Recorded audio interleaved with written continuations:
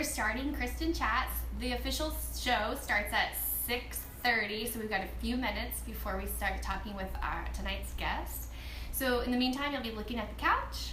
As soon as we get started, you'll get to meet Carissa. All right.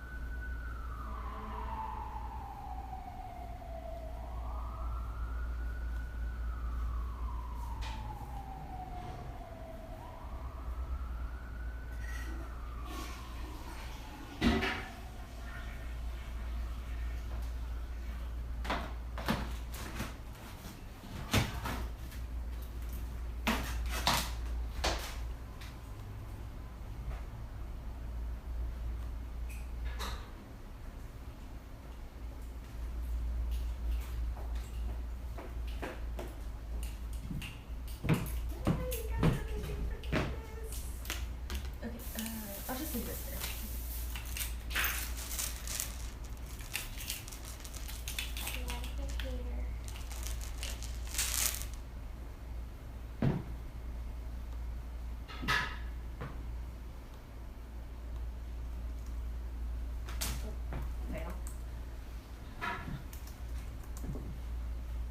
When does Patrick come home? What? Oh, you're online?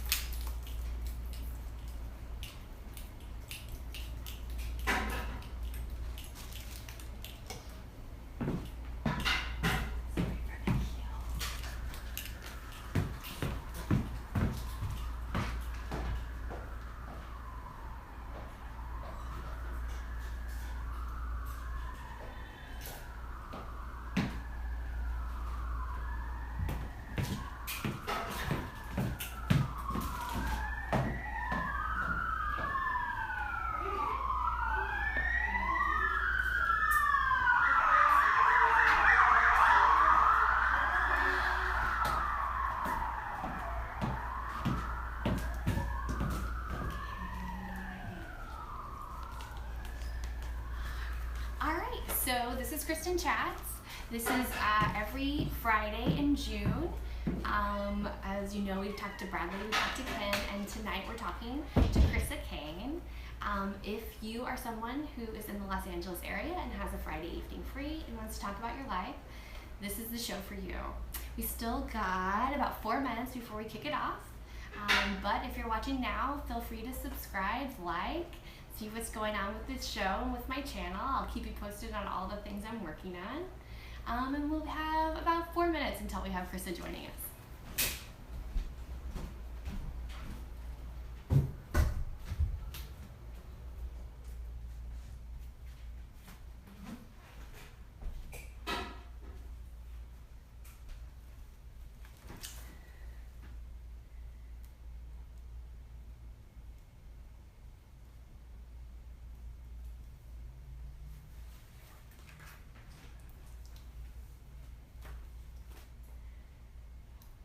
So if you're with us now and you're watching and you can think of questions that you want Carissa to ask, feel free to type them in as we go along. We may not be able to get to them all, or we may not be able to get to them until the very end, but that's she's definitely opening to talking to you. She's an actress, she's a model, and she's a dominatrix. So the dominatrix role is something that you don't often get to talk about, and I think this is the first time she's talking live about that. So that's something to be considerate of if you've ever wanted to know what the life of a dominatrix is. This is a great interview to watch.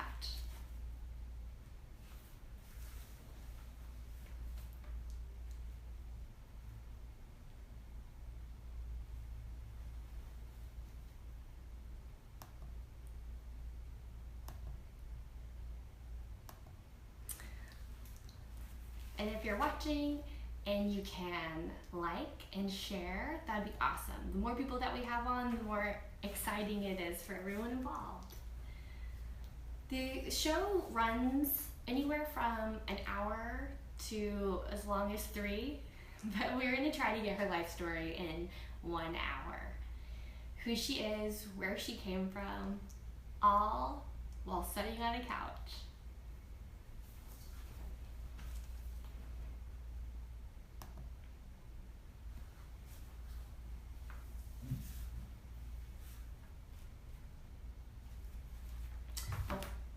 While we're pre-show, I'm gonna grab us some water, so I'll be back.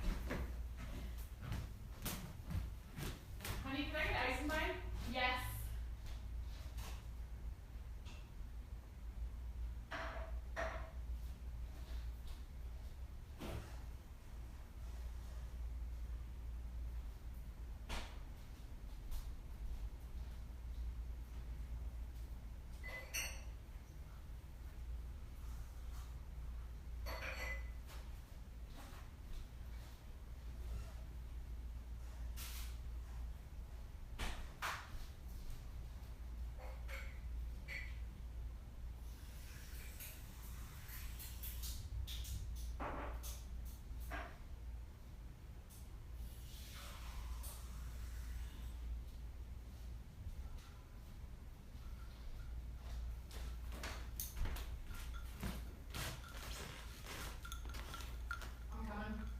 All right.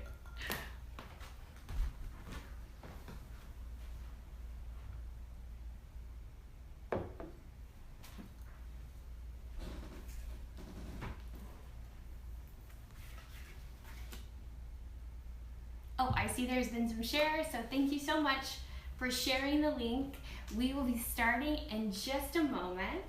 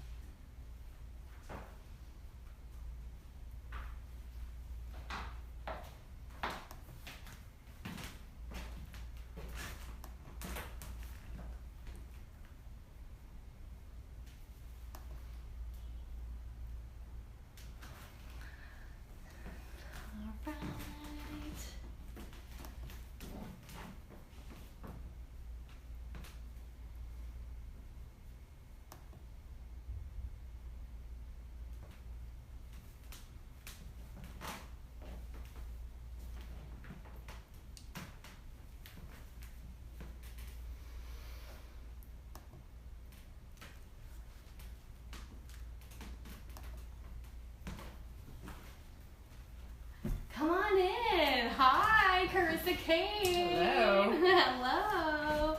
Oh, is this the seat you wanted?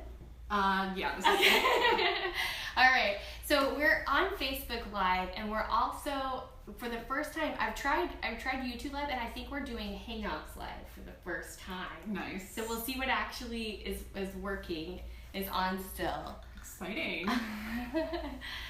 All right. So this is Kristen Chats. We're going to be talking to you about your life. We're going to try to get your life story in an hour. Okay. Thereabout. If it Sounds goes good. longer, that's up to you. Nice. All right. So everyone, meet Krissa. Krissa, meet the live streamers. Bonjour. All right. Where were you born? I was born in Pennsylvania, Pennsylvania. in close to Philadelphia, Bryn Mawr. Okay. What's Bryn Mawr like? It's very Pennsylvania Dutch. Okay. Okay. It's kind of like old school, old money, country clubs. We lived right next to a golf course. Okay. All So, right. Are you a country club girl? We belonged to the country club growing up, yeah. In fact, very fancy. I remember for our 16th birthday, we always had a choice. We could either get a new laptop or get our own individual membership to the club. Oh, so what did you go with? I went with the club. And what were some of the benefits of being in the club? Oh, it was just kind of like a home away from home and just a place to hang out and learn about bad stuff when you're homeschooled. Okay, so you were homeschooled. Yes. Okay, and from what age did you start homeschooling? 5. Yeah, I've only ever been homeschooled. Okay, never a public school. No. Okay. And what was that like? Do you have siblings? Do you share school with anyone? Is it just you and your parents? Yeah, there were 7 of us. Okay. And it was, my parents, my dad is a theologian and author, so he worked from home. Okay. So he actually ended up teaching us logic, Latin, and rhetoric. Oh my goodness. They were very into like the classical education and knowing the classics. So, and then I ended up going to college for classics and philosophy. So. Oh wow! All right. Yeah. I'm actually gonna open our window again. It's Thank so, you. Yeah, it's so steamy Sweating, in here. but I always sweat. Yeah. It's I'm warm. hot-blooded. They call it June gloom, which just means like the month of June in Los Angeles. Although the rumor is that it's always sunny and beautiful. It's actually not sunny and beautiful necessarily, but this is like a nice, warm, summery type day. So. Yes. Emphasis being warm, not exactly nice. And anyway, hopefully you can still hear us. We can like talk over any outside noise. Cool. And this is definitely a place like if anyone's walking by, they'll hear it. You'll hear them too. So it's crazy what what might be said today. Oh my gosh, you can tell. So your dad is an author. Yes. What sort of things has he authored? He writes theology books. Okay. He's probably written 6, 8, something like that. Okay. He is a huge proponent of Calvinism. Okay. Which is a specific sect of basically, Protestant, like a Protestant evangelical thing. Okay. Can you give me some background on what Calvinism is? Yeah, John Calvin was an English theologian and past preacher in about 1600s England, and he was one of the guys who said faith. Okay, hold on. It's been so long. I haven't exactly been studying the theology since you studied it. Since you had to study it. Yeah. So he broke away from the Catholic Church and said faith without works is I can't remember. I'm sorry. Yeah. I don't know. John Calvin. Google it. It's just works. Yeah, that's fine. We don't need to know. We didn't write the book. Yeah. It's not your book. Who cares? Next question. Yeah. Moving on.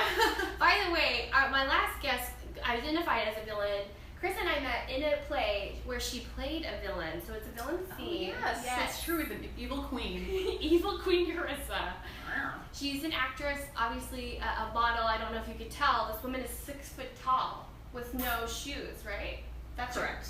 That's a tall woman. Yes. Uh-huh.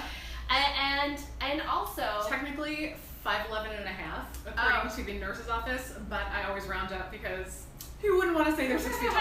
Yeah, and one of those nurses know. Yeah. My mom's watching. She's gonna be like, nurses know. Your mom's a nurse. My mom's a nurse. Nice. Okay, so back to your childhood. You were homeschooled, and you have siblings? Yeah. Okay, how many? A whole rack of them. There's 7 of us. 7? Yeah. Siblings? Yeah. So it was 9 altogether. like a public school, pretty much.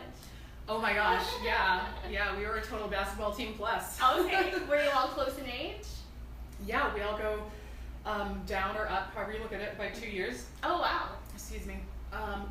Yeah, but I would say for the most part, the homeschool experience was really neat. And that's because of my mom's influence. She actually passed away, but growing up, she was one of the main people who worked to get homeschool bills passed in Harrisburg, in Pennsylvania's capital, because it was quasi-legal in the 90s, basically. Oh, wow. Yeah, so it was,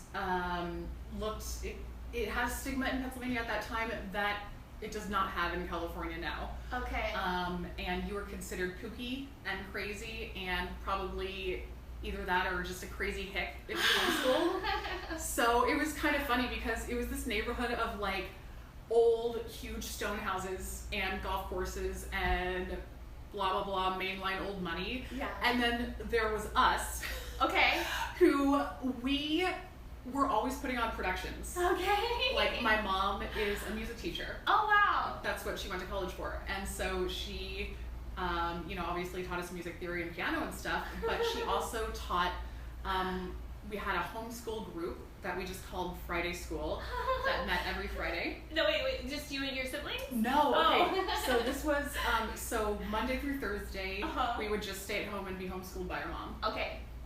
Minus the random field trip and stuff. Mm-hmm. We were always going down on field trips to like DC and Philadelphia. And With other students? with others or just our family. Oh, okay, Our cool. team. So your family was referred to as a team?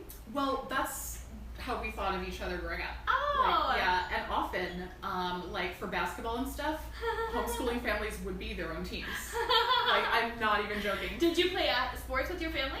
Yeah, absolutely, yeah. So during this Friday school, the moms tried to gear it as much like a school as possible. Okay. Like a public or private school. So each mom would teach the area of her major in college or her area of expertise. Oh, very cool. So my mom would teach chorus and music theory and stuff like that. Awesome. And other moms would teach chemistry or, English, whatever it was. Very cool. So, yeah. So are you a singer currently? I have sang in the past. When I lived in San Diego, I was in this jazz trio, and I would sing in like piano bars and stuff, like hotel lounges, and did the standards and the Great American Songbook. I was really into like the whole image of like the torch singer, Oh, wow. So my voice isn't like super amazing, but it's serviceable. Okay. Would your mother approve of your vocal work? She would probably decry it a little bit. She has very high standards. Okay. And anyone who's not classically trained in opera do not meet her standards. In fact, we were not allowed to listen to any type of music growing up except Christian or classical. Okay, all right. That's the only kind, and I have a hilarious story actually. Okay. Coming back from church. Okay. One day I was like, I'm not feeling well, my tummy hurts, and I walked home from church because church was this true? walkable. Was your tummy really upset? Hell no. Oh! So I'm like, I have to go home. So I walk home, Okay. and I turn on the radio to listen to pop music because little did my parents know I'm in love with pop music. I can't get enough of it. How did you get a taste? Just listening to the radio in my bedroom when the doors closed. Oh, you snuck it in. Oh yeah, totally. And I remember so clearly, I had the song that was playing at the time I heard or didn't hear the front door open was No Diggity. Oh my gosh! I like the way you work it. No diggity. I can bag it up. So were you like getting down? Oh, I was so getting down. And it was like the classic. I was like getting my groove on by myself. Was your booty going up the door? Oh my gosh, my booty was flopping everywhere. Always had a lot of junk. And Hey, it would have only been perfect if it was like she got dumped like a truck. oh my gosh, that would have been so perfect. Darn it! Oh well. Yes, or Baby Got Back or Yes, something. yes. But this is a great song, but not great if your parents don't like. So my dad, I guess, came home early. I don't know if it was to check on me or not. Mm-hmm. Opened the front door all sneaky, walks down the So stairs. he knew into the something. den. He knew there was no tummy ache. Who knows? Dad was a suspicious one. And and he like knocked on my shoulder from the back, and I like rolled around, and I could just see like my life flashing before my eyes, and I was in so much freaking trouble. Oh my gosh! What happened? What was the punishment? Well, this is kind of a controversial area, but I guess I'm going to talk about it anyway, because I feel like I'm about to. Because it's happening! It's coming out of my mouth! We got spanked until Yeah. we were fairly old, like 13. And this was before that, so. Okay, so I'm from Oklahoma, and a lot of people watching are from Oklahoma. Okay. And anyone who's from my hometown knows my mom, and she's probably spanked them. Like, yeah. my mom will She's spank anyone. Yeah, she'll spank what anyone, the F, everyone. dude? She takes them over her knee and he's nothing like that. Okay. But like a belt? Or? No. Heck, I don't know. Maybe. I don't know if she's like ever belted anyone, but spanking is definitely a part of how I grew up. Okay. I don't have kids, but yeah. I don't like kids that aren't spanked. Yeah. They're kind of awful. Yeah, I don't know what the solution is, but yeah, because there was one time when I moved out of the house, I came home and my younger brother was getting in trouble, and I was like, no, you can't do that. Spanking him wise? Yeah. Oh, okay. No. But anyway, you guys think it's, I'm for it. I mean, I think it's alright. Well, there's a lot of different kinds of spanking. That's true. There's spanking that leaves welts and sometimes opens flesh. That's pretty severe. Mm-hmm. Yeah. So you were like, that shit was like too far. Yeah. Yeah, a couple times only. That was a routine, but a couple times there were welts and things like that. And this is so funny too, because when I first started to get cellulite, I was super young, like 13. Because you had booty rocking everywhere. Oh my gosh. I have always had a massive booty. Runs in my mom's family. My sister has a massive booty. And I was like, is this dents from spanking? I totally thought mom had spanked me so hard over the years that there was like a pattern of spank marks that were there when I woke up in the morning putting my panties on. I was like, what is going on? But let's blame it on the mongos. Like all the southern girls have dimple booties, and I guarantee you, it isn't from the biscuits that we're eating. It's from mama's pancakes. Nice. I think that there's probably some scientific research that could go into that. I would believe it. And you know what, honey? I don't know. I feel a little bit weird that your mom's watching. I might censor myself. Okay. Oh, no. I'll just pretend she's not. You should see some of the things that she's seen me film. So nothing pornographic, but definitely the last video was like men without their shirts, and she was like, nice. Okay. She's very open. It's all good. Yes. Totally fine. Yes, yeah, it's always interesting to see how people change over the years, and I definitely think Mama Luke is a woman who has changed. But do you think she would still be into spanking? Oh, she'll spank anyone. She'll spank the heck out of anyone. She'd spank me if she could catch me. Oh, fast. That's right, girl. Although my dimple booties could like spank back. It's like boom, boom. Yeah. Totally. Okay, so you guys spanked. Yes. And it was not good. If I ever have kids, You won't. I don't think so. No, I would probably try to reason with them when they're older, and when they're younger, I don't know what I'd do. Tie them up and put them in the basement. Much better. It's a better idea. It's a different. Not psychologically damaging. Yeah. You think that spanking was not a good thing in your experience? Look, girl, I don't think homeschooling is exactly a good thing in my experience. I've actually gone back and forth on this a lot since I graduated high school, and sometimes I think, I would homeschool in a second. It was great. You know, like in a lot of ways, I was well advanced beyond my grade level when I graduated. But in other ways, it's like there's these weird gaps of non-knowledge in homeschool. Sure. Like, I could tell you every single book and sonnet that Shakespeare ever wrote, and probably quote quite a few monologues, but I didn't know exactly where my lungs were. Like, it was like these weird, like, you know a lot about something and like nothing. You know less than what 3-year-olds know about something else. Yes. And also I would imagine socially it's a huge difference. Yeah, I would have to say that's probably that's the first thing everyone brings up when I tell them I was homeschooled, and every homeschool is different. Sure. As every mother and every family is different. Yes. Or father, but Whoever's mostly their homeschooling. moms. Yeah. Let's be real. 99% of the time it was mom. Yeah. Yeah. What was I saying? Everyone is different. But I can't remember what I was saying. We were talking about how homeschooling is different, and how socially it's different. Yeah. Depending on where you're homeschooled, because every family's different. Yeah. Like right now in my life, I feel like I'm cool socially. Like I don't feel yes, awkward. you are. You're very cool. She's cool. I just meant like I don't feel awkward at all Sure. around like anyone. But that has taken work. Okay. You know, I'm not gonna lie, that's taken a lot of conscious effort on my part and trying to grow. Okay. Like reading books and consciously like putting myself in situations where I have to grow and stuff like that. So yeah, there was a lot of conscious socialization. Okay. Like Friday school, we would go to church 3 times a week. And I had Sunday a lot of morning, church Sunday friends. night, and Wednesday, or Okay. You know the weekly drill. I was like, but wait, is it different? Hasn't changed. Yeah. Okay. Some religions obviously have different days, so That's true. okay. Yeah. Three times a week. I know that routine very well. Yeah. Okay. And then you were around probably some peers at church, I would imagine. Yeah. I had Okay. a lot of friends at church and stuff.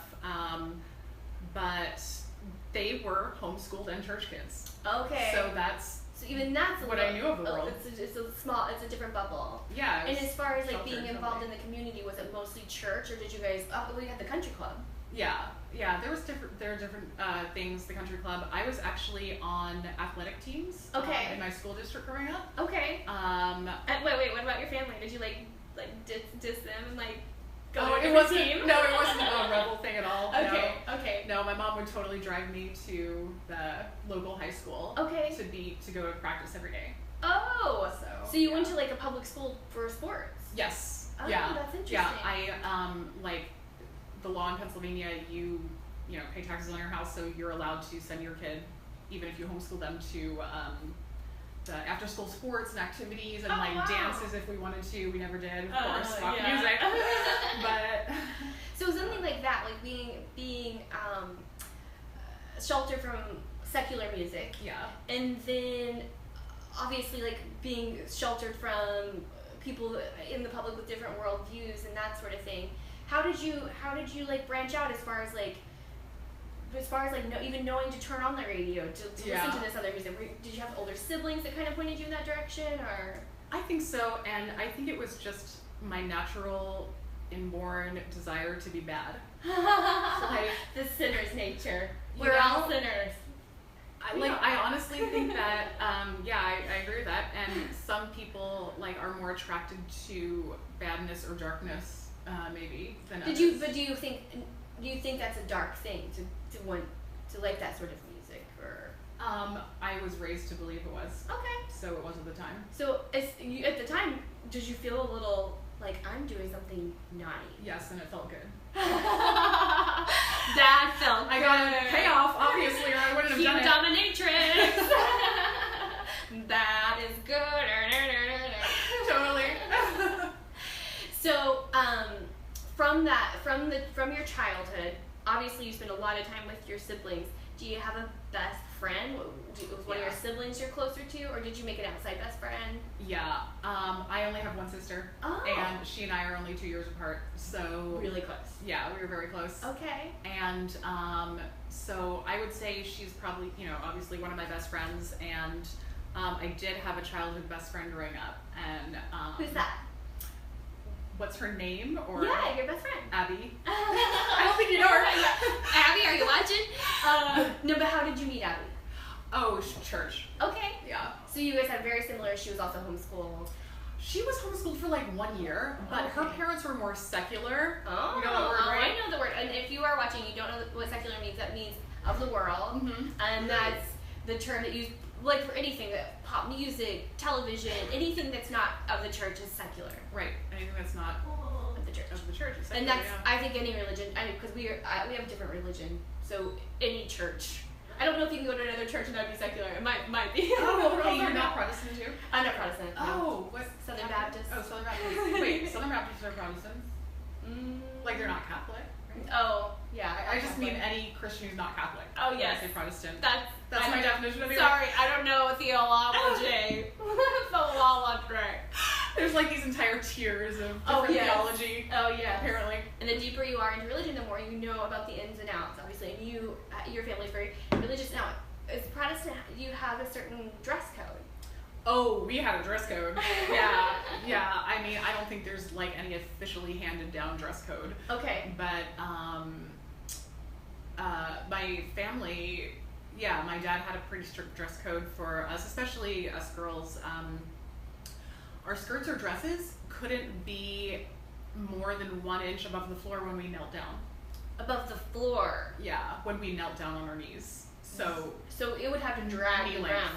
Oh, wait. Okay, so we would kneel on the floor. Okay. I am not good Okay, at so about right geometry. here. That's okay? Yeah, this would be fine. Okay, alright. Just in case he's watching. In case. Like, this is fine. I'm passing the test. You're like, he's not watching this. Not watching. Now, are your siblings still religious? Yeah, actually. Yeah, my brothers are.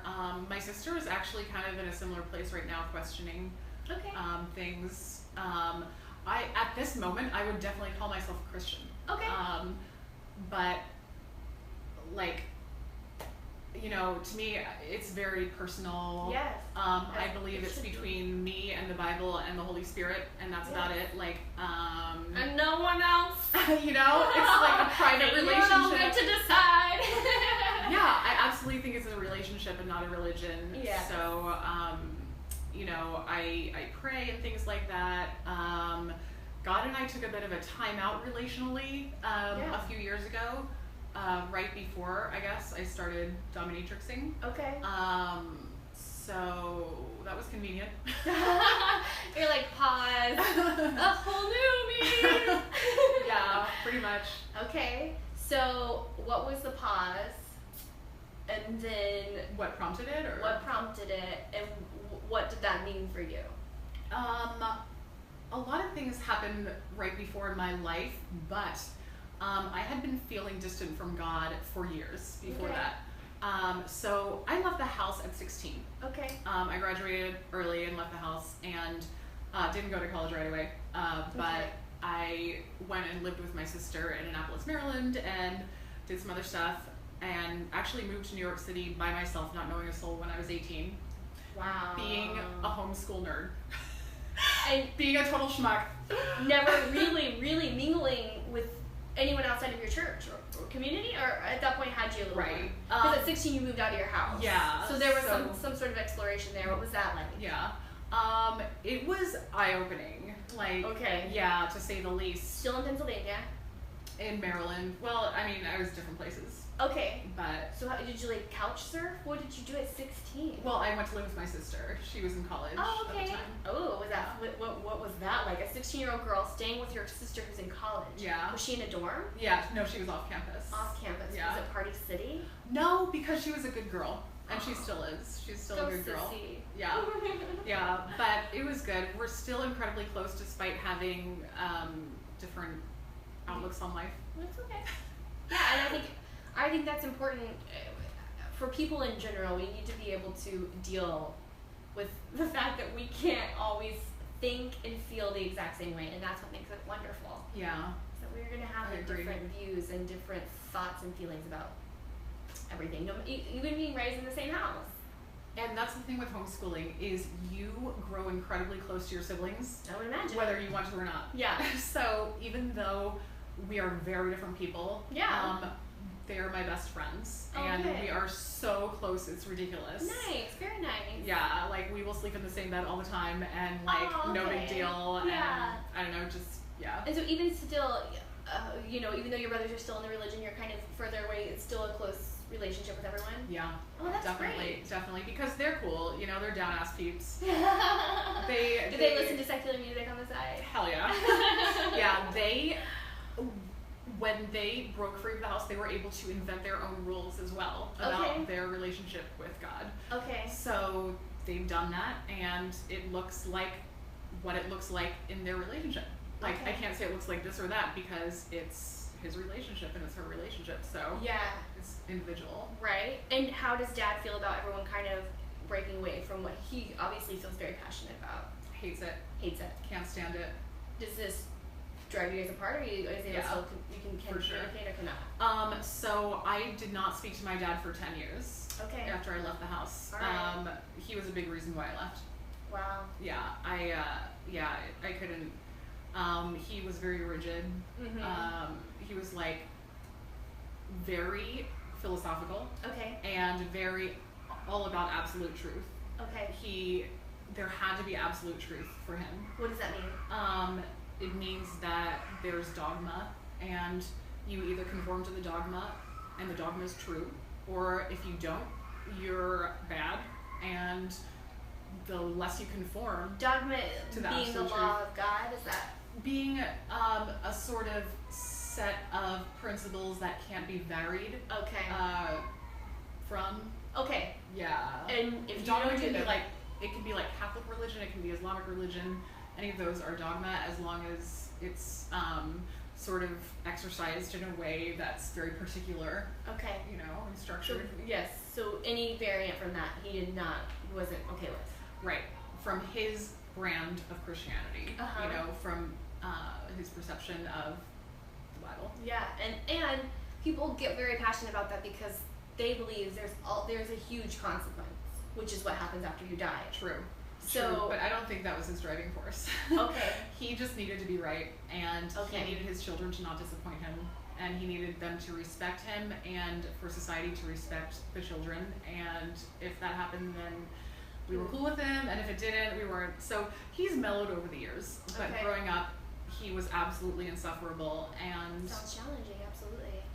Yeah, that's putting it lightly. And so at what point, because for a very long time in every person's life, you're basically an extension of your parent, because those are your views, and especially I would imagine in homeschooling, where that your views are very, very limited, especially whenever you're not getting television or any of the outside world views. At what age did you start to say, wait, I have different thoughts than what I've been taught all these years? About the usual age, 12 or 13 ish. Okay. Yeah, about when I started masturbating. Oh boy. So was there what was your sexual awakening moment? This catalog that my parents kept in the attic. I don't think they even knew they had it, but there was an ad for the book The Joy of Sex in it. Oh my gosh. Yeah, and they had pictures from The Joy of Sex. And that was it. I was like, this is hot, and I masturbated for the first time up there in the attic when I was like 11 or 12. So when you were there, was that a lot of guilt? I don't remember any guilt about it. I would have been embarrassed if someone had caught me, but that's not right, that's normal. Yeah. Yeah, but sometimes obviously with the religious background, there's also that like, oh my god, I just saw my vagina. I don't do it. Oh, I remember this one time I had a sleepover with my girlfriends, and I couldn't have been more than 9 or 10. Okay. And I remember asking them, sometimes when you think about boys, do you ever get a feeling down here like you have to pee really bad? You're just like, just curious. This is like actually like the start of every porno, right? Like this is totally. This is what you think happens at a girl slumber party. Yes, it totally is. It totally is. But it's so funny because I have a picture of the memory too. Because right after that, my mom walks into the living room where we're like laid out and like snaps a picture of us.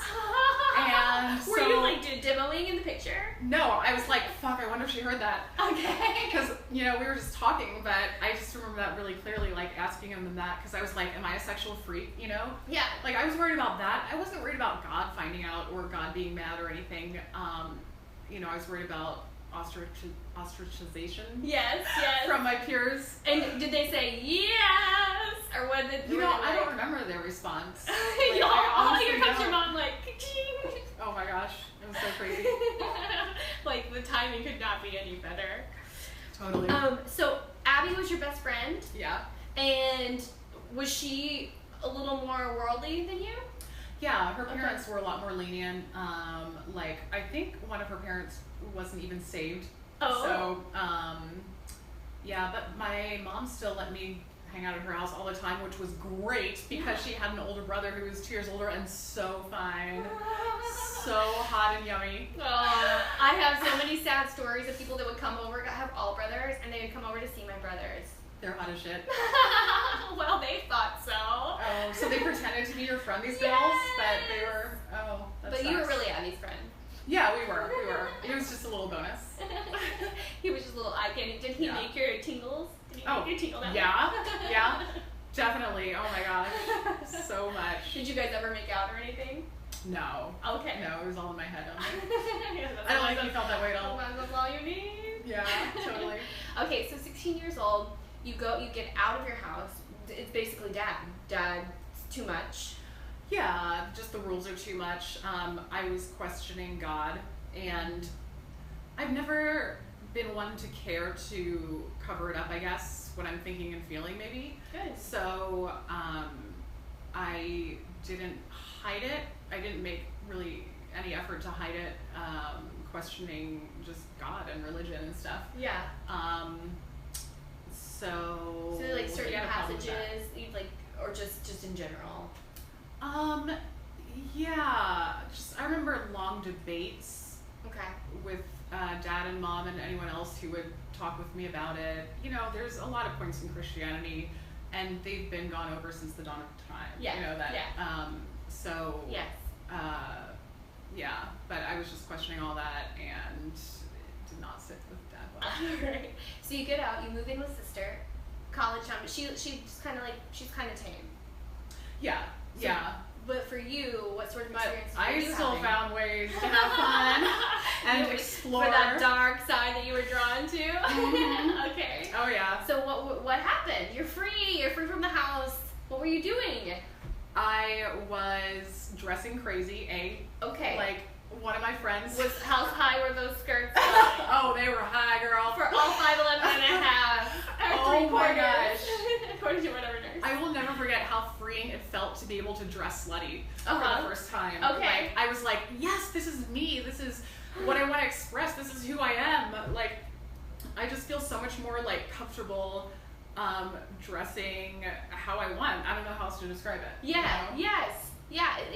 And obviously, like everyone has different spectrum. Like some people are like, I feel more comfortable when I'm wearing everything covered. Yeah. But there's the opposite where you do feel more Isn't that comfortable weird? whenever you're like, you know what, cleavage out, booty out, but I feel like myself. Yeah. You just feel like a more comfortable expression of yourself or something.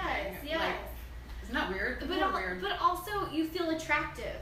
Yeah. And I'm sure that was it. And that's there's nothing wrong with that. You know? Yeah. And I was really, really fucking hot. Oh my God, what happened? I'm just gonna say, you're gorgeous. I'm just gonna say it, and that actually started to scare me.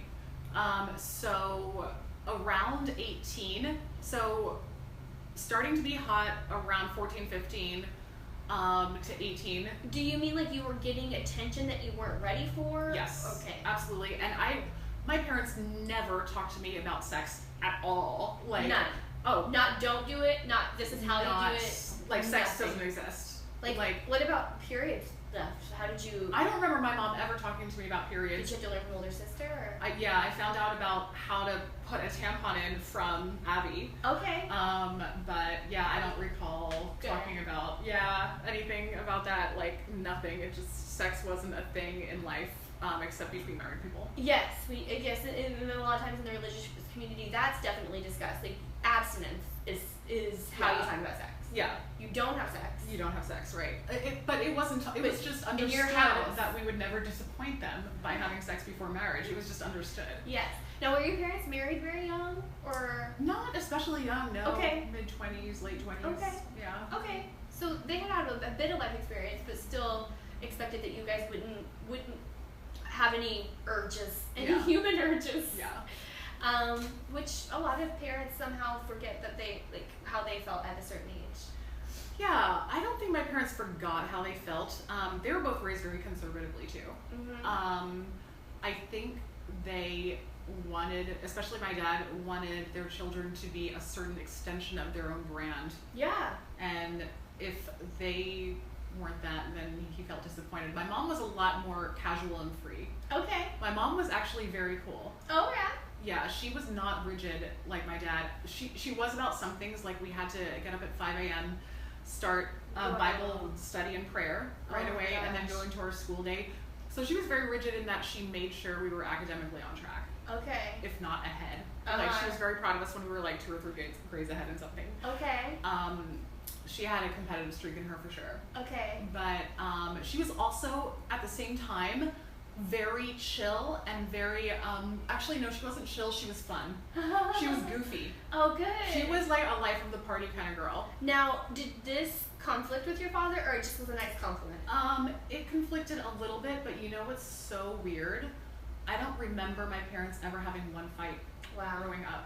Yeah. And that's both good and bad, I feel. Yeah. Because conflict resolution was never modeled for me, so I've had to figure it out in my own relationships, myself. Do you think it was something that was under the surface and they took care of it off, like out from it, or do you think they just didn't fight? I think a lot of it was due to my mom being strong and just accepting what my dad would dish out. He was never abusive, you know, but he was just very rule bound and strict. I think I remember her telling me one time when I asked her about it, it was her belief that she talked to dad, you know, behind their bedroom door when they're alone, you know, about something. So I never overheard them having one argument. That's incredible. It's weird. Okay, so there you are at 14. As you started to, boobs started to grow is probably what happened, because there's no denying what's happening here. Some moves are going on. And that, I'm sure, by puberty, that's happening, and you started to get attention you weren't comfortable with. Yeah, I would be getting attention by like the fathers I babysat for their kids and stuff, and it was weird. Not only like my peer level of guys, but yeah, like everyone, and like whistles walking down the street and stuff, and I was fucking scared by it. It frightened me. Yeah. I didn't know what to do with it. Especially at that age, it is scary. Yeah. It is. Sex was scary. Yeah. Even though I wanted to dress like a slut, I still like... That's slut shaming. You can't do that. I'm just saying the word slut. I'm not shaming anyone. That's right. Oh yeah. The embrace it. Bring it back. Make it ours. Do you see where my dress is cut to? See, to me, I'm just like, you have boobs. If I had boobs, I'd probably have a low cut dress on too. But you were scantily clad.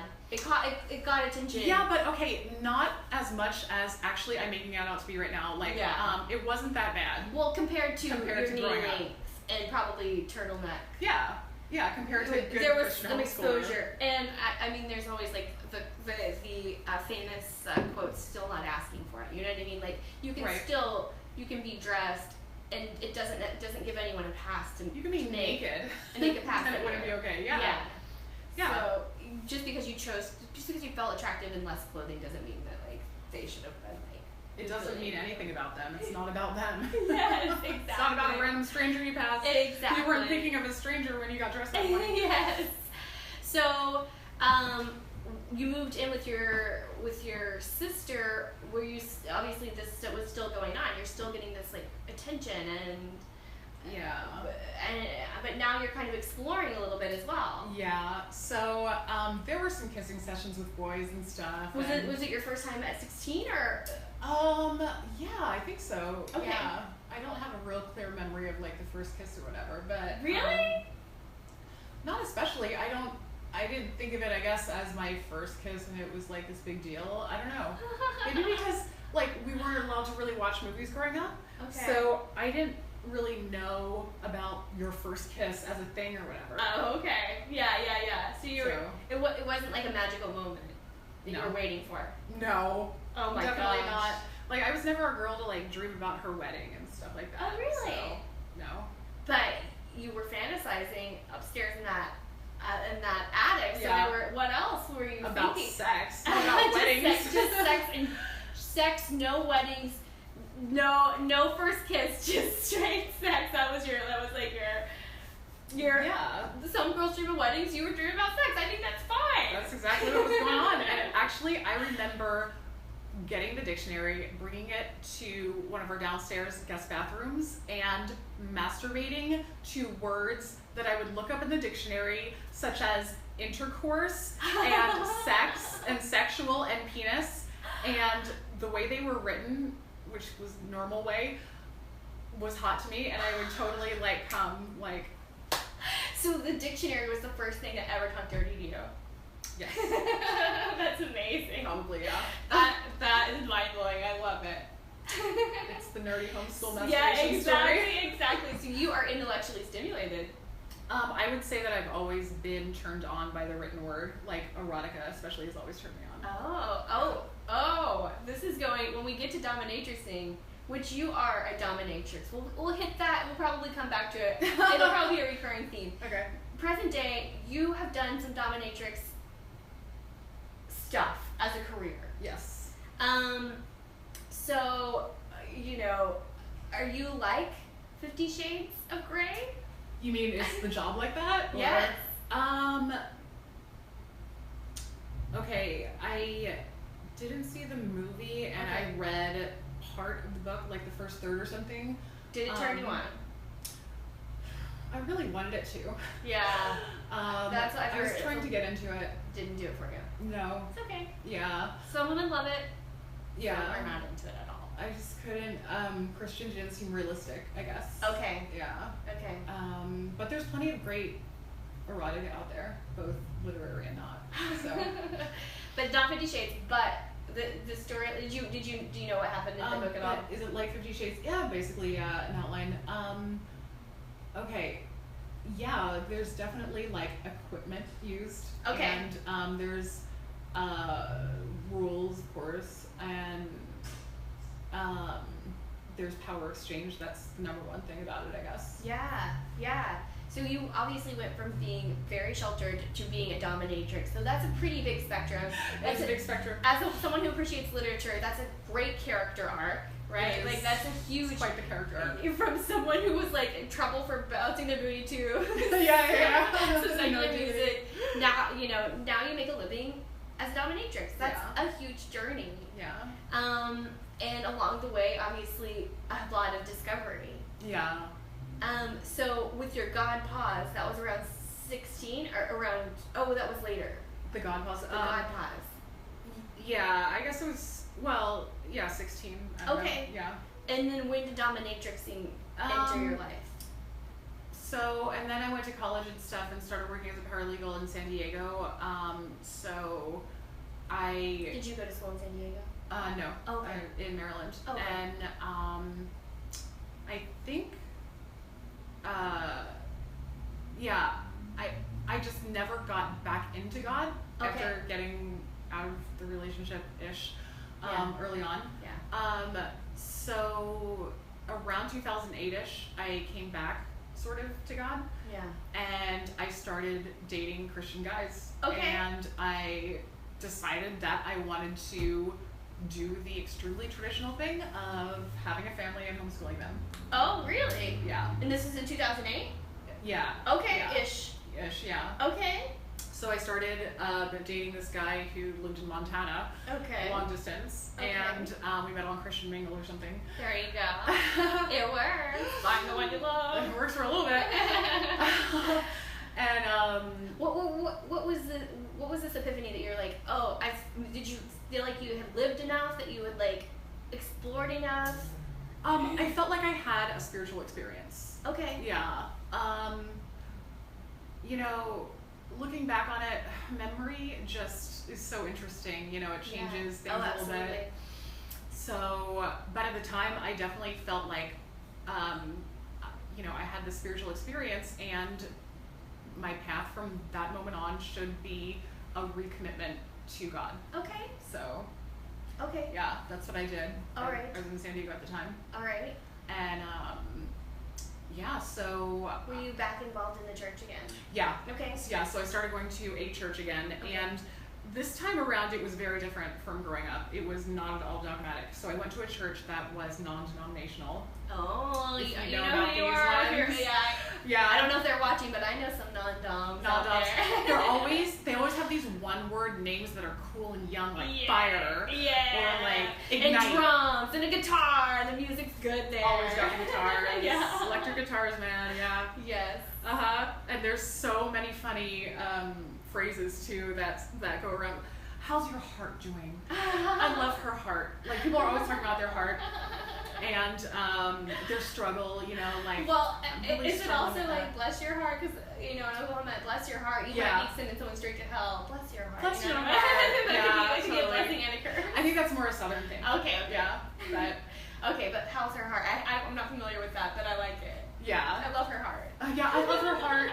She's got such a heart for the Lord. She's got such a heart for the orphans. Okay. She's got such a heart for dogs. Why am I talking Southern? I don't know. We slip back into it. Yeah. But so you had such a heart to get married and have a family. Yeah. You were thinking that way. Yeah. All of a sudden, it just like these different things were popping off, and yeah. I don't think it had to do with age because I was still like 26 or something, so it wasn't a big like. Yeah. But so I started dating this guy, and we dated for like a good year and a half. All right. And then my mom was diagnosed with stage 4 cancer. Okay. And I left my job, left my home, left San Diego, went out to care for her in Ventura County, and provide hospice basically because she was passing. Wow. And I was in denial about it. And I did not think God could do something like that to me because my mom was my world. Yeah. Really. Despite doing my own thing, my mom always accepted and loved me unconditionally. Okay. I'll never forget this one letter she sent me where she said that I'm a constant joy to her. And I just remember thinking, I'm so not a joy to you, but that was like mom. Yeah. You know, she would just cut through the bullshit and like just be like the most light-filled person you've ever seen. Yeah. So sometimes you're surprised when you hear something like that from a parent. You're like, wait, you remember all the shit, all the pain I've caused you, and you call still that a like constant me. joy. Yeah, it was pretty shocking when I read that, but it just really, cut to my heart. Yeah, and I everyone has different religious beliefs, but whenever you think of that parent's love like that, I think that's a God love. No matter what your beliefs are, it's so much bigger than what we make it so small and so petty, but it's not like that. It's like what you're talking about with your mother, who you know that you've messed up. Yeah. And there's still this like, she does, I mean, obviously at the time it's hurtful, but there's, the love is just so, it's agape. It's like you can't. It is, you can't be broken. And I'm also in a similar, raised religious and a different, and feel differently. So but I definitely believe in God, and I believe that there's a lot of right answers, and that as human beings we try to like put it in a box that you can't fit a God in. Do you believe in the Bible? Just curious. I believe that it helps people understand God. Okay, but it's not like 100% God breathed. That's where I was raised that way, but but there's a lot of text that I think show God to other people. So you mean other texts other than the Bible? Yeah. I mean other religions, and if you look at the core of it, and I would love to study more about religion, but if you look at the core of it, it's about love. Yeah. And when stuff goes wrong, it's because we're battling over things that have nothing to do with love, and that's when things get bad. But with your mother, obviously, that you went to be with her. Yeah. And this was during the time that you had the come to God moment, whenever you were like with that guy. Yeah, this was like a good couple years later. Oh, okay. Yeah. All right. Year and a half-ish, maybe. But yeah, while I was up there, he dumped me. So I did not see it coming at all. And did you guys were in a long distance relationship anyway? Yeah. But we would visit each other all the time. Like I would fly to Montana, he'd fly down here. To this day, do you know what happened? What was this? Probably just my bullshit. Oh. He was sick of it. What was your bullshit? Just typical stuff. Like we all have our flaws. Yeah. Probably like a lot of little things. I can be a bitch when I'm upset. Oh no. Boys, don't listen. We have emotions, feelings. Newsflash. Yeah.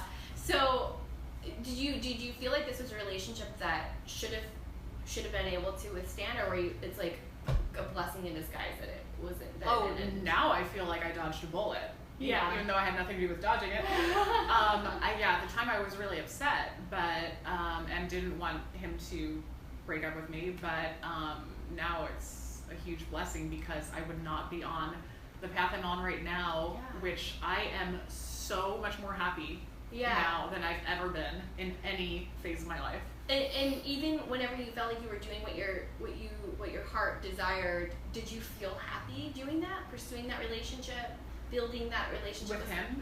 Mm-hmm. I would probably say I was happy then. Yeah. Okay. Yeah. But I wasn't this happy. Like, I'm a lot happier now. That's awesome. Yeah. And when you lose somebody that's that close to you, what does that do for your view of the afterlife, or if there is an afterlife? Or That's a good question. You know, sometimes I wonder if the reason why I feel like I'll never not be a Christian is just because I'm scared that I'll never see my mom again. So I don't know. Honestly, I feel in my most honest moments that I'm not the type of person to think about God that often. okay. So I don't think about religion or God Or a lot. afterlife, or I spiritual don't. world. I try to read books and stuff to put it in my thoughts, but it's always has to be through effort. Yeah. So. And I think that's a natural and normal thing. It's just an aspect of my personality. some people that's all, like your father, that's probably all he thinks about. That's all he thinks about. But it's not you. But I would say I am very philosophical. Okay. Just not necessarily about God. Like, I adore studying philosophy, and I'm constantly relating things back to their root and trying to find patterns and like all that kind of stuff. Okay. With worldviews. Yeah, there are patterns, especially if you're open to seeing them. Absolutely. So when did you move to New York? At 18? Yeah. And you lived with your sister for just a couple years? No, like less, like a year or something. Okay. Yeah. So you lived with your sister, started making out, and then went straight to New York City. Yeah. What drew you Something there? like that. It was New York. Okay. I think that I still felt like a homeschooled schmuck. Okay, you still had some growing. I wanted And to learning. de-schmuck myself. De-schmuckify. De-schmuckifying process had to begin. So how did it go? Baptism by fire? Yeah. The first 2 weeks, I was very scared. Okay. Like I was just scared to walk outside of my house. Where did you live in New York? The Manhattan, the Lower East Side. Oh, very I was right in nice. it. I would say so. Mhm. Okay, cool. Just below Houston. Yeah.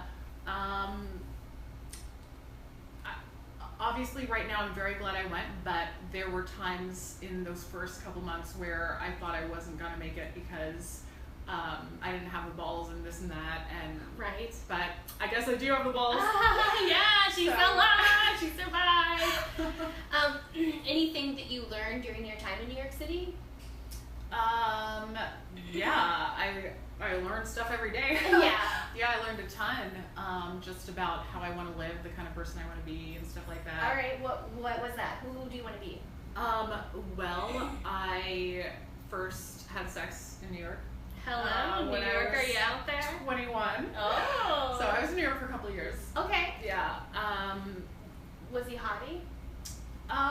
He wasn't particularly hot. The thing is, I remember. Were you just like go away virginity at that point, or what? I think it was a little bit more, wanting to discover what the edge of things is like. Okay. Like I just really like exploring All right. different areas, especially if they're traditionally dangerous or, you know, so I remember riding the subway Okay. and looking around at, especially the businessmen going to work, and they would always stare at me with this look. And I remember Was it thinking, like, girl, you know the look guys look at us with.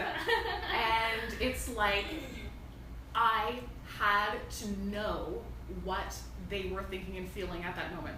I had to know what sex was. okay. Like, I didn't want to not know what sex was about anymore. All right. Like, it was just the right moment for me. It was never right before. I didn't really have any boyfriends. Okay. Up to that point. All right. So yeah, it was the right moment. So I remember just being like, that's it. And that night I went home, put on something clubbish, went out to the club with the girls.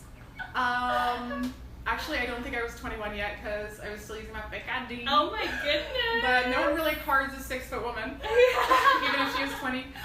And I remember I grabbed this guy. His name was Taylor from And Long the Island. dominatrixing begins.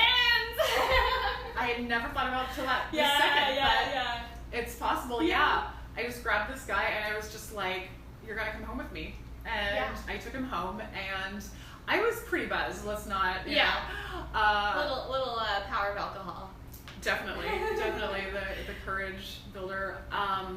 But I remember taking him back to my little studio apartment that had this sort of loft. Half of it was like this loft with this ladder that went up there. And I remember telling him to take me against the loft. So I turned around, presented the ass, and told him to start. Yeah? Yeah. Was it a lot of people's first time is not enjoyable? Was yours enjoyable? No, because it was painful as hell and I bled all over the place.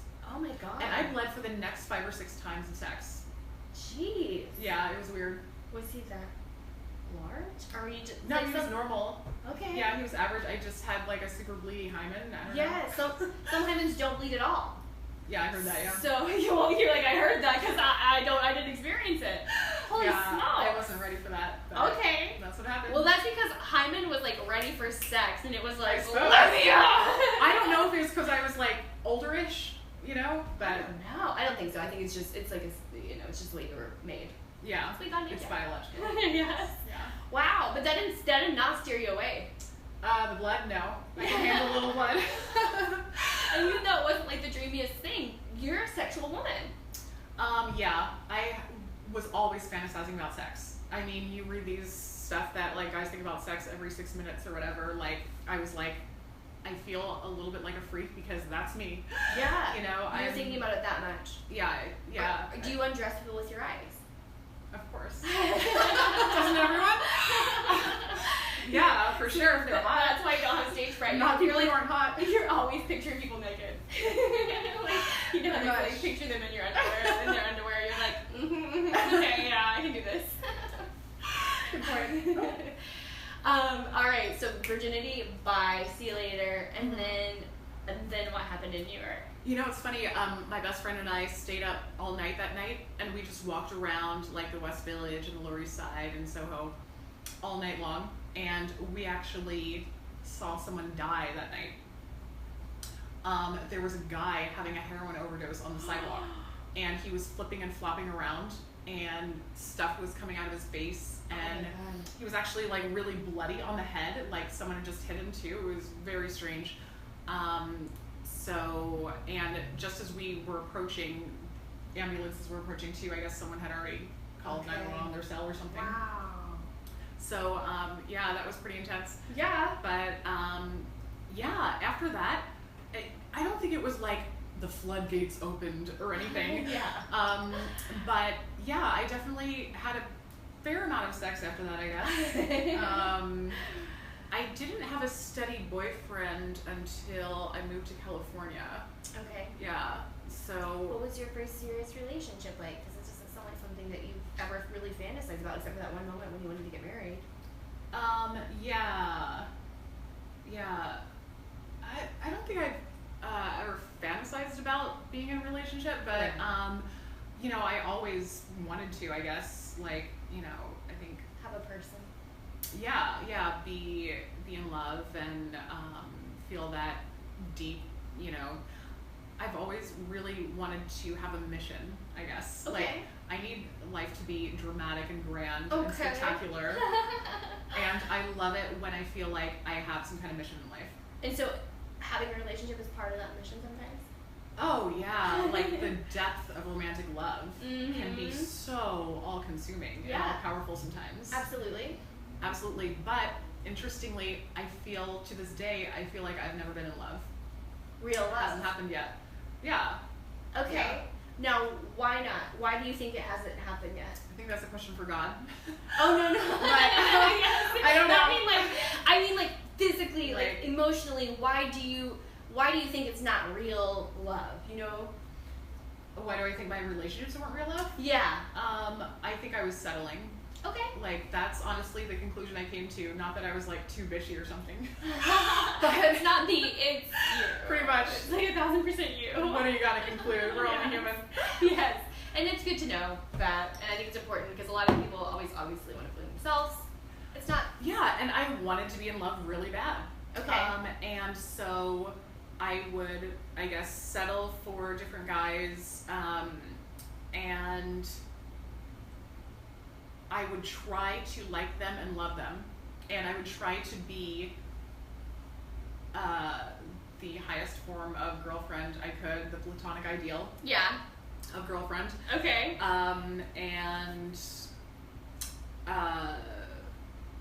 I believe a good definition of love is seeking the sunum bonum for the person being loved, which is Latin for seeking their highest good.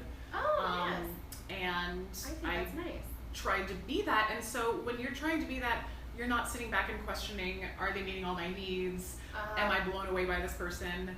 Yeah. And I really was never blown away by anyone I've dated, and I would love to be blown away by someone and you know, be in a romantic relationship with them, but it hasn't happened. I can't wait to hear about whoever he is. If he's Me out too. there. Yeah, I'm sure he is. And he's probably majestic. And very sexual. I hope so, because he does not know what's in store for him. It's gonna be rocking. You mentioned being on the edge, like wanting to be on the edge, wanting to try things that were forbidden, kind of like forbidden fruit. Yeah. Did you do drugs or anything of that nature? nature? Yeah, that was definitely a part of life being in New York City. I think I first tried pot when I was, you know, in Maryland at like 17 or whatever. Okay. But I never liked it. I think I've only done it like a handful of times in my life. Okay. Let's see. And it's legal here in California. Ish now. That's true. Like a couple of regulations, but let's see. Yeah, I liked heroin a lot. Oh and my gosh. Because of that, I always made sure I kept 2 weeks in between nights of doing it. So that's intense. I don't know that I've met anyone who's done heroin. Really? And not been addicted. Or maybe not just told you about it. That's true. That's true. Because this is the first time I'm learning about your heroin. Yeah, true. So it's when not like did you I go around? Yeah. Give me some heroin. I like heroin. Heroin chic. How did this happen? Let's see. How did I first try heroin? Wow, I've not thought about this for a long time. Let's see. This might not have been the very first time, but I remember my best friend and I were walking around very late at night in Manhattan, and we started talking to this guy who was spare changing, and he was about our age, and he was really cute. Really he cute was a homeless cute homeless boy. guy. Yes, very hot. He had like these Ray Liotta eyes. Okay. Like he had very black eyelashes, so much so that they looked like eyeliner, and these crystal blue eyes. Alright, now if you live in New York, or if you've lived in New York, this all makes sense to you. It's very hard to tell who's homeless and not, but you knew he was homeless and you still thought he was hot. He was sitting on the sidewalk with a cardboard sign that said, "Do you have any spare change?" So okay, so you were talking with him. Yes. Yeah, so we ended up saying, "Hey, do you want to come to dinner with us?" So we took him to 6th Avenue Indian food. And yeah, the one with there's four of them. Oh, girls, yeah, there's like 20. Yeah. Oh my gosh, there's like this. I can't think of it right now, but oh, so good, such good Indian food. They're all right next to each other. Yes. Yeah, 6th Avenue. Oh my gosh. Yeah. Okay, so you took him out.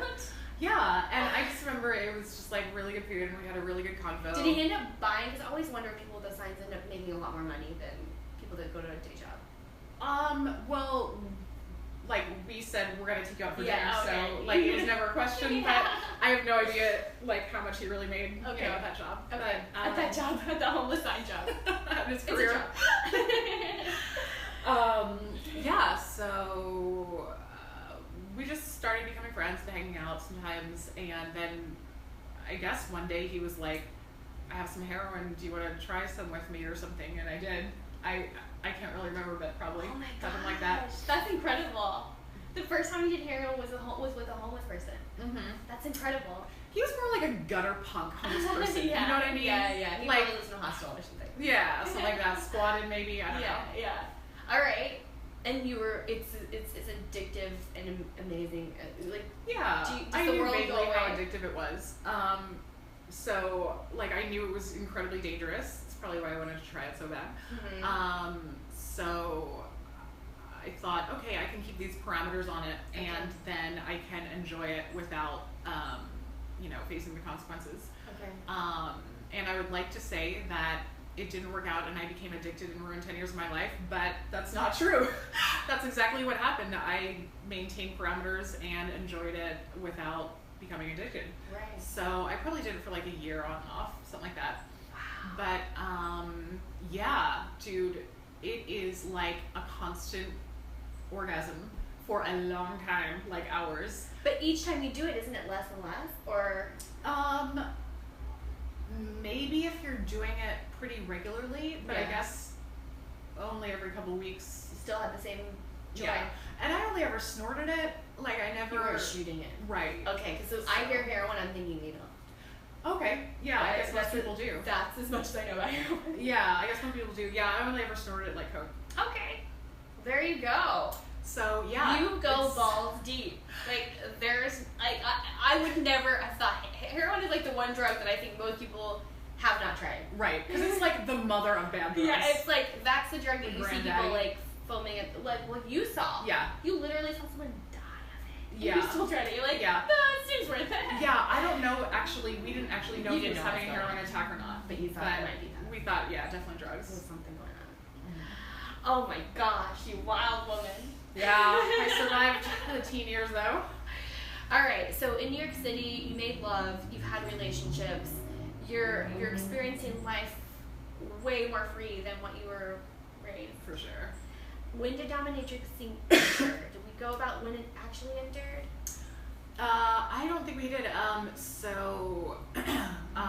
Okay, so I was up there caring for mom, and then she ended up dying suddenly, and I was in denial up until the moment. Yeah. So I couldn't quite believe it. So I didn't know what to do. I felt very lost for a long time afterwards, and I also had quit my job, and lost like my home and Wow. didn't really live in San Diego anymore, didn't have a man anymore, so I didn't know what to do, and I was kind of just in a really desperate bad place. And so I did the worst thing one could possibly do in a situation like that. And I moved to Wisconsin. What? Yeah, I did. I did. What drew you there? I was like, okay, I just have to cling to Christ right now. Okay. That's another phrase. Cling Yes. to Christ, right? Oh yeah, I've heard of that one. Yeah. And so I did. I went there because there was this amazing church supposedly there. Yes. And it was pretty great. Yeah. So I went there for this church, and the church was cool. It was good. And my sister lived there. So I spent like not that long there, a few months or something, and then I was like, get me out of here. Yeah. But before that happened, I started dating this guy right away Yeah. in Wisconsin, and I was there for almost a year, I think, actually. And he asked me to marry him, and at the end of like this yearish type of period of time, and a week later he ghosted me. Okay. I have never heard from him again. To marry him and Yeah. ghosted you. Yeah, a week later, and I to this day do not know why he did. I can speculate, of course. Do you want to? We didn't have a perfect relationship. Like, we had ups and downs, but yeah, he. Was there a fight? I don't think so. Not like a huge one. Wow. Yeah, it was a little strange. This texting, nothing. No, nothing. Like, I was unfriended on Facebook right away. Wouldn't return any calls, texts, emails, messages of any sort. Went to his house. Wouldn't come to the door. What? Yeah, I camped out by his front door, and I'm like, I am not letting go of you. I'm not letting go of this. This is an can't do this to me. explanation. I gave you a year of my life. Yeah. You know? And we really loved each other. You know, we would tell each other we loved each other all the time. You just told me you never really loved anyone. No, I told you that I have never been in love. Okay. Yeah. Okay. I've never felt like that all-consuming passion, Okay. like I'm so in love with you. I would say I definitely love the men I've been with. Okay. You know, like I loved Montana guy, I love Wisconsin boy, I love current boy toy. But that's even less of a relationship than anything else. But yeah. But you know that there's something that you're missing. There's something that you've been missing. Yes. Yeah, for sure. Yeah, I feel pretty strongly that I've never been in love. Like I've just haven't felt that sort of passion for these guys. I don't know why. But I think I've been picking But you loved and cared for this person. Yeah, I definitely loved him. Okay. You know, and by the way, we never had sex with Wisconsin boy and I never had sex with Montana boy either. So all because relationships. I was back into the Christian fold. Now, do you find this with long relationships that you are abstinent in them or no? Because sometimes in You mean long distance relationships? long-term relationships, Sometimes when you're raised with a repression, sexual repression, it can be hard to have intimacy and love. Does that make sense? Yeah, it definitely does. I feel like I definitely don't have a problem with intimacy. Yes. I have a problem not being intimate with people. But these were long relationships and you weren't intimate.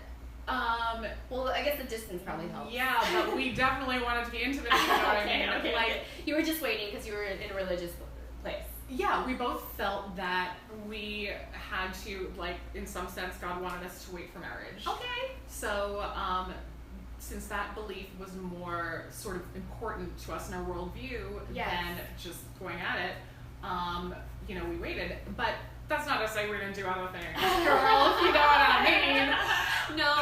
We got it taken care of in some ways. The urges. Yes, we took care of the urges. But we never did full-on intercourse. Okay. All right. He disappeared. He ghosted. You've not heard from him or seen him since. And what the hell were you doing with Wisconsin after he was a ghost? Oh, I was out of there. I was like, fuck this state. Fuck everything about this. Yeah. I was like, fuck what I've been doing. Fuck my philosophy. Fuck my relationship with God. Because that would shake you. This guy was a believer, and he had the same. Yeah, and he still treated me like this. Wow. Yeah, it was nuts. It was insane, and I did not see it coming. He was honestly the sweetest guy ever, and I still can't explain it. Maybe he just had a moment of, I don't know. I've never heard of a 1 year long relationship and then ghosting. That's ridiculous. Yeah, I've never been ghosted before that. So yeah. Well, there you have That it. was the mother of all ghosting, though. Even a 6 foot tall goddess with booty and booby, like a truck, can get ghosted. So if you're out there oh my gosh, it can happen to anyone. Oh yeah, yeah. All it takes is a slightly off balance person on the other end. Oh my gosh, I just can't. It doesn't say anything about me necessarily. No, it doesn't at all, and that's so cruel. What kind of a person? At the same time, I'm not saying I'm perfect. I definitely have flaws as a girlfriend. But not to say that you can't be broken up with it. But in every relationship, not every relationship does come to an end, either by death or by separation. That's a good point. So, but at the very least, you would just say, I'm not feeling it, which is a weird thing to say, but at least it's something. I can't believe that you could just not talk to someone. That's pretty. Yeah. I think everyone's been ghosted in some way, and I hope you guys aren't out there ghosting. Stop ghosting. Just be honest. Ghosting is incredibly immature. I don't want to say it's an immature guy thing, but it kind of is. I mean, hear about guys girls doing it can way do more. it too. Girls can do it. Yeah. But it's immature. It's just not nice. Immature point blank. You don't want it to happen to you. Don't do it to someone period. else. Yeah. Stop with the ghosting. Yeah. That's our message. Yeah. That's our message here. I think we can progress beyond that. Where'd you go after Wisconsin? I went back to San Diego. Okay. Yeah. Okay. And I worked as a paralegal again for a little bit. Okay. And then I was like, this is not for me anymore. I don't want to just be a paralegal for the rest of my life. Okay. You know,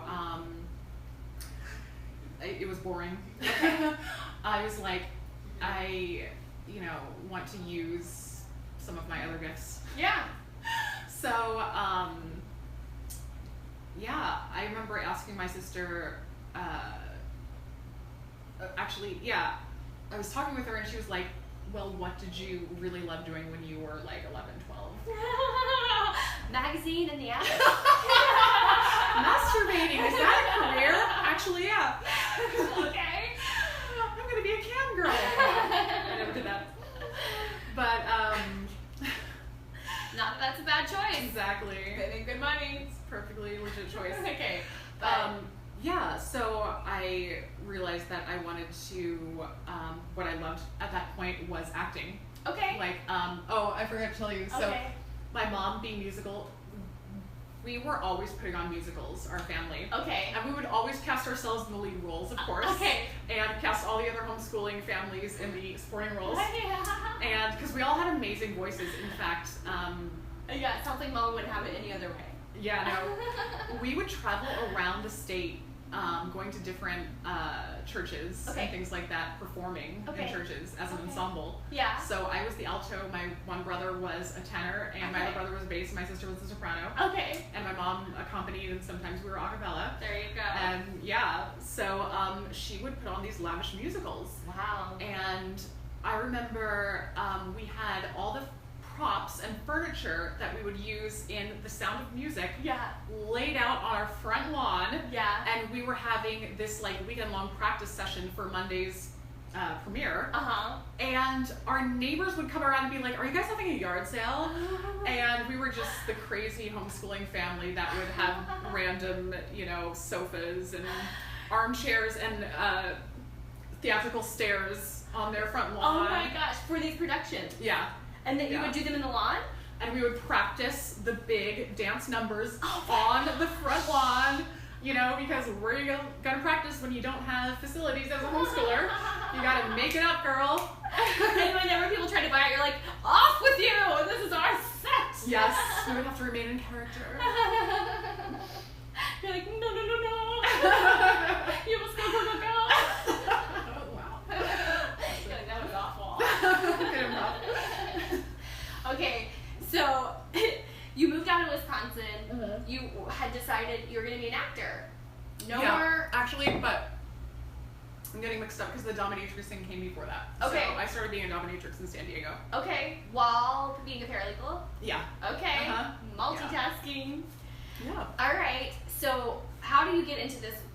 How do you get into this career path? Well, typically I was Googling shit. Okay. And, I came across the best word for a person who obsessively Google researches Okay. the other day. It was like in a sitcom or something, and I Oh, can't remember what it was, but maybe it'll come to me. Okay. But so I came across this blog, Okay. and she talked about being a dominatrix, and she talked about being an independent dominatrix, Okay. which I had never heard of.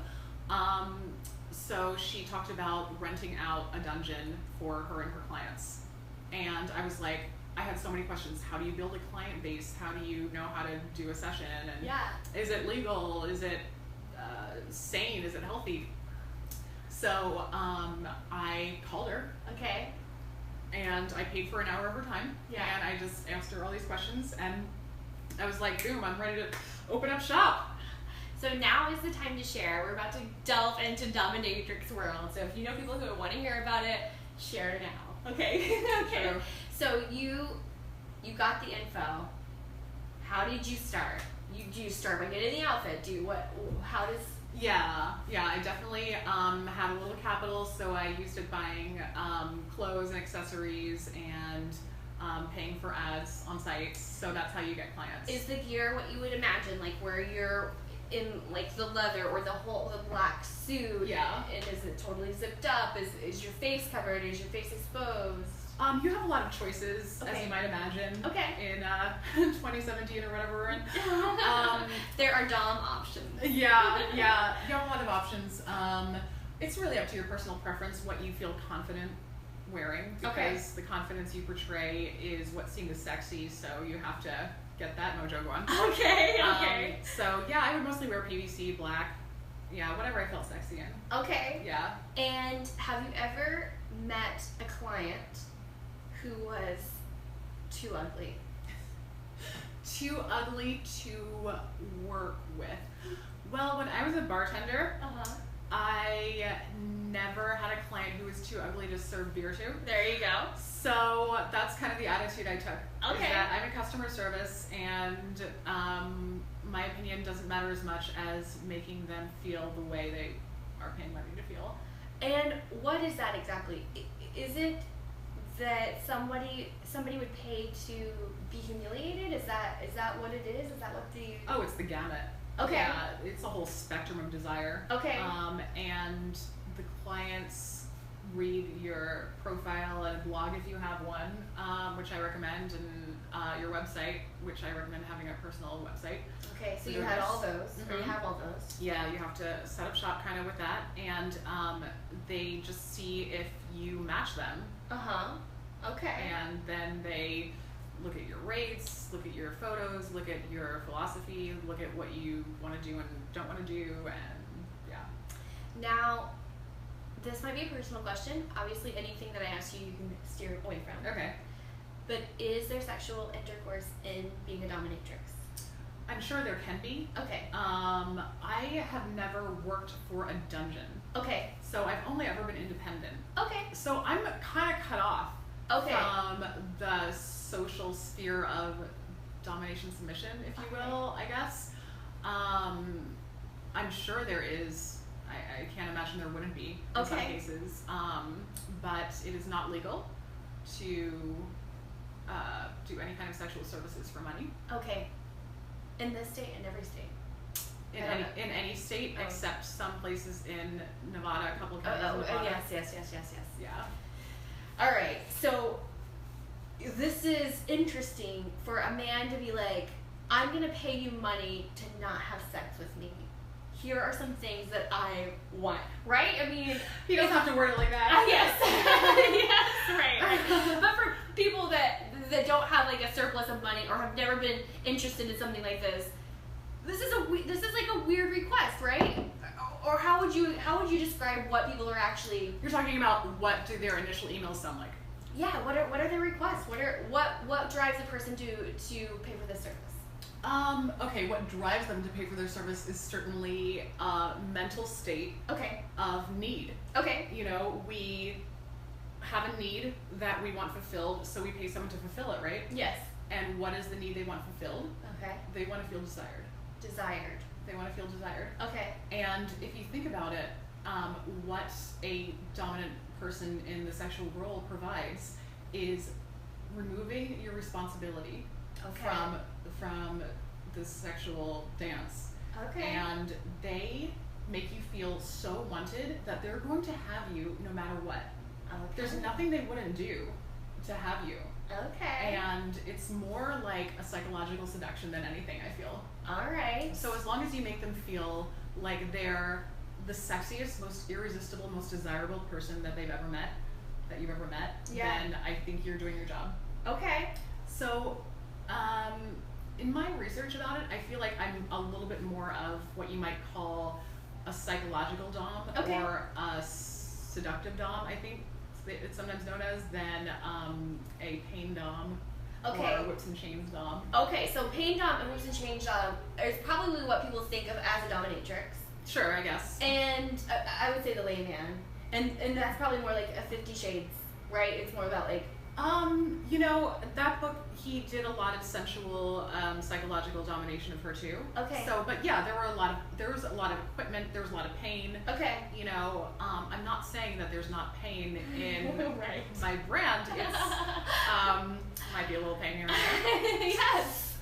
Right, but there are, and I just to color the world, there's a difference. There is more, I guess the what I'm thinking is torture, BDSM, sadistic, right, masochistic, like more of that style. Domination, yeah.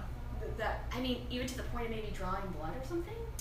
Yeah, I don't ever take it there just because it's a personal preference. Sure. I don't want to draw blood, so I don't. And anyone who comes to you isn't looking for the blood to be drawn? No, because it states that pretty clearly. Yeah. Yeah, it states like my boundaries and stuff on my website. But some people are in this, and if they do look for a dominatrix, that's something that people might look for. Yeah. Takes all types. Honestly, honey, I am not personally turned on by in this role. Okay. So I don't spend a lot of time researching stuff about it as I would obsessively research something that really interests me. Okay. Honestly, I've always felt more submissive in sex. Really? Mm-hmm. Yeah, naturally, I would say I'm a submissive. Okay. Sure. All right. But I definitely enjoy it. But how it's does a not, submissive like, person be a dominatrix? Like, how do you get there? Acting. Yeah. So when this is a character. It is. Oh yeah, yeah. Definitely, it's a character. Yeah. What are some of the character Mistress traits? Blah. If I told you my mistress name Which is such a character. Okay. And she's dominant, obviously. Oh yeah. What are some of the things that you have asked people to do? Can we talk about that? Yeah, maybe. Yeah, maybe. Let's see. Let's see what's safe for consumption. I like kind of to giving them commands, telling them to go over and clean something. A lot of them like being made to be a maid. Okay. You know, like clean a toilet, dust the shelves, whatever it is. And dungeons are set up with all kinds of accoutrements, shall we say. All right. Okay. So, yeah. I will definitely, use the cat o' nine or, the riding crop. Is it is it as painful as you might think? I know you don't go to blood. There's some pain involved. You Okay. know, like if you think about normal vanilla sex, when a guy slaps you on your ass in doggy style, like I like that's normal vanilla sex. There are people at home going, "What? That's normal vanilla sex?" Horrified. Oh man! It's past your bedtime. Go to bed. But also stay tuned in case you want to know some tricks. Yeah. I got my bag Okay. tricks. All right. Yes, exactly. Yeah. No. Wait. What were we talking about? Obviously, in sex there are some pain can happen. Yeah. So it's like, and I don't know for you, but for me, it's always felt kind of sexy and kind of hot to have that teeny bit of pain. Like, okay, in our caramel Haagen-Dazs ice cream, don't we enjoy a teeny bit of sea salt? Yes. Doesn't it make it a little bit more delicious? Some crunchy toffee. Yes, thank you. It all depends on your level. You don't need it all to be just sugar. Exactly. Exactly, to each their own. Yeah. Okay, so have you ever made anyone like lick a boot or lick something? Oh, that's extremely common, yeah. Okay. Yeah, that's one of the most common things. But the people that are doing it, this is something that excites them. Well, it doesn't excite me sexually. No. Necessarily.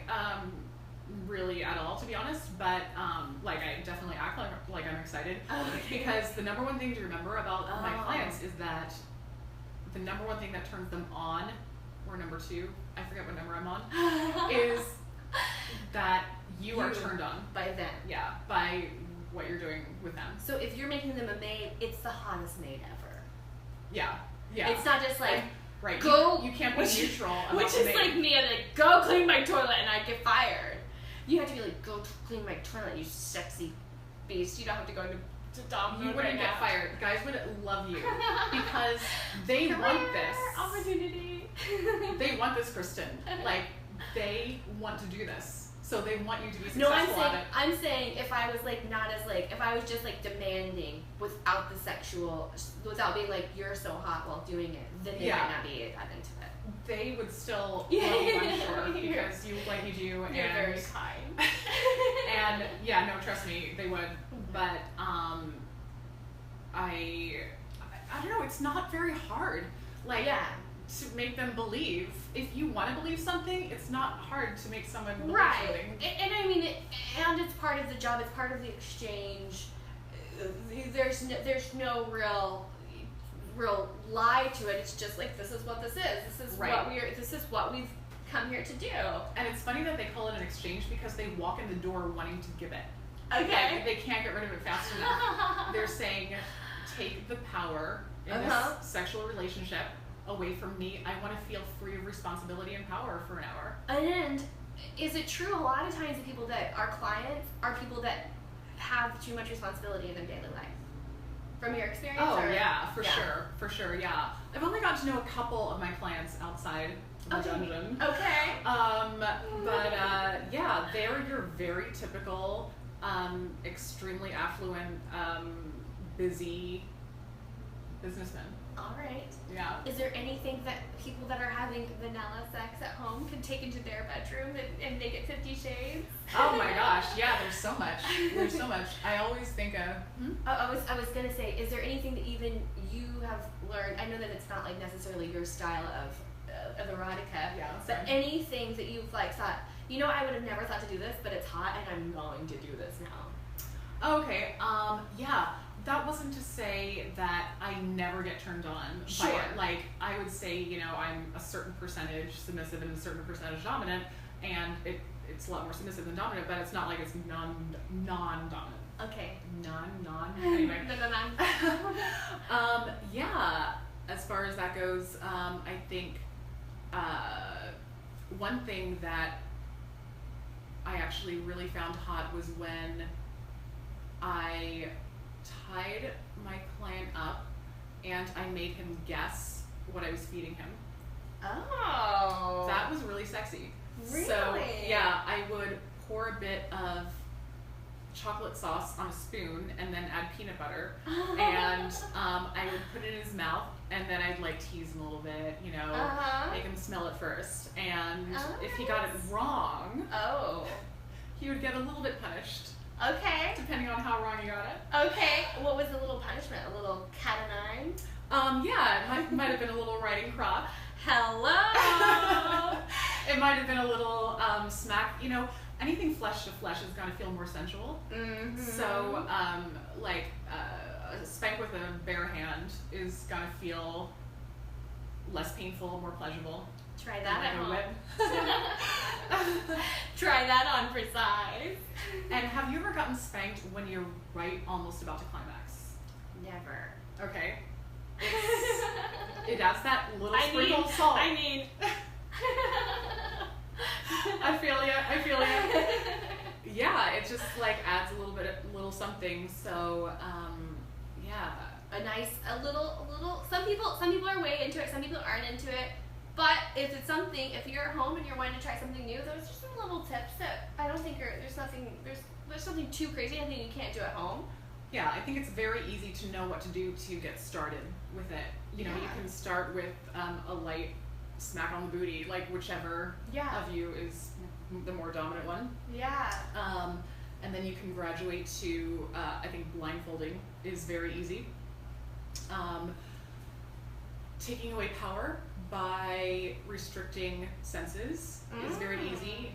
You know, restricting hand movement. Handcuffs, blindfolds, you all know, you little perverts. Yes.